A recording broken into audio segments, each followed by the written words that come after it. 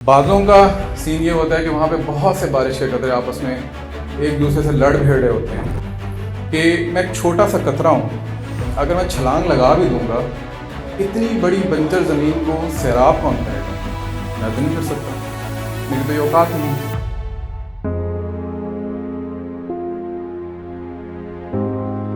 हमें पीछे से एक रेन की जो पटरी है वो गुजरती थी रात की आधी रात के वक्त, और गांव में आधी रात तो सक 9-10 बजे हो जाया करती थी। तो आधी रात के वक्त जो है वो हमें एक ट्रेन के गुजरने की आवाज़ आती थी, और उस वक्त हमारी नानी अम्मा हमें कहानी सुनाती थी। तो उसमें बहुत सारी कहानियों में, और उनकी कहानियाँ सारी की सारी कुरान से होती थी, क्योंकि वो एक देहाती औरत थी और उन्होंने कुरान पढ़ा हुआ था और इसी तरह की चंद और कुतुब पढ़ी हुई थी। तो उन्हीं में से जो कहानियाँ उन्होंने सुनी थी, समझी थी, वही कहानियाँ वो हमें भी मुश्तमिल उनको हम तक पहुँचा रही थी।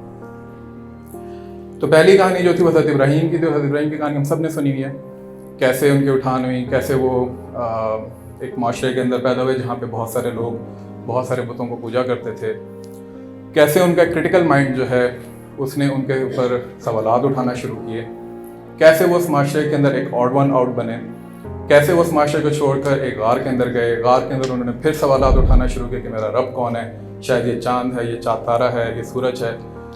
और फिर आखिर में जब उनको इदराक हुआ कि उनका रब वो है जिसने इन सब को बनाया, तो उन्होंने उस माशरे के जितने भी रुझानात थे उनको क्वेश्चन करना शुरू किया, उनको चैलेंज करना शुरू किया। बात यहाँ तक पहुँची कि उनको बहुत मशहूर वाक़या है कि आग में भी डाल दिया गया। दूसरी कहानी मेरी उर्दू की किताब में थी, शुरू में मैंने पढ़ी थी, बारिश का पहला कतरा। उस वक़्त के ज़माने में जिन लोगों ने उर्दू की किताबें पढ़ी हुई हैं अपनी दरसी कुतुब के अंदर, तो वो बारिश का पहला कतरा ये था कि बंजर ज़मीन होती है, बहुत ज़्यादा उस वक़्त भूख होती है, जानवर, इंसान, चरिंद परिंद सब इस दौर में जी रहे होते हैं कि किसी तरीके से कहीं से बारिश हो जाए, पानी आ जाए, अनाज उग जाए और हम अपनी कारवाने ज़िंदगी को दोबारा जारी कर सकें। ऊपर बादल भी आते हैं लेकिन बारिश नहीं होती।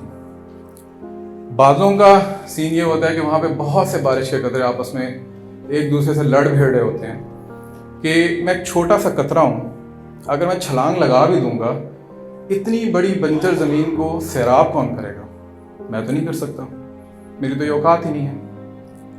बिलाखिर एक कतरा उन सब में ये कहता है कि यार सैराब होता है नहीं होता, मेरी जिम्मेदारी इस बादल के अंदर से छलांग लगाकर इस बंजर ज़मीन के ऊपर कूद जाना है।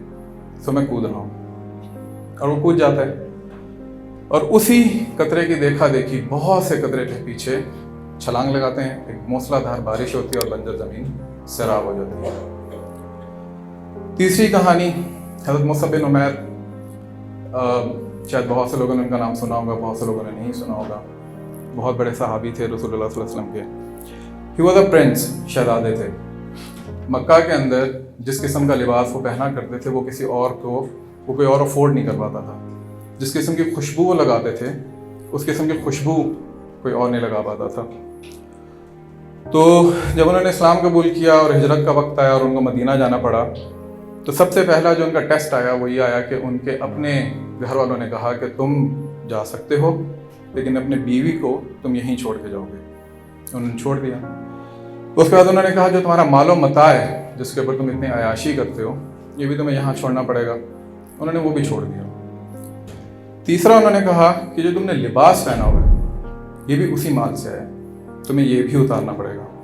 उन्होंने वो भी उतारा, टाट का कपड़ा लपेटा और मदीना हिजरत कर दी। जंग उहद के अंदर वो शहीद हुए, और उनकी खूबसूरती की मिसाल मैं इस तरह दे सकता हूँ कि मुसअब बिन उमैर रिजेंबल करते थे रसूलुल्लाह सल्लल्लाहु अलैहि वसल्लम से।